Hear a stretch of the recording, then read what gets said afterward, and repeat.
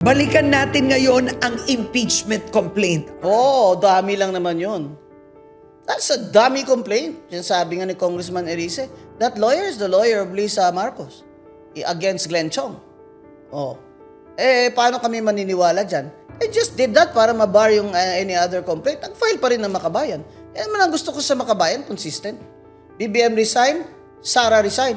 Etong si Risa Ontiveros ng Akbayan Dati, never again. Ngayon, why not? Maririnig mo ba siya? Nagsasabi ng BBM resign. Kabayan is consistent. Diyan ang mga kasama ko noon sa UP.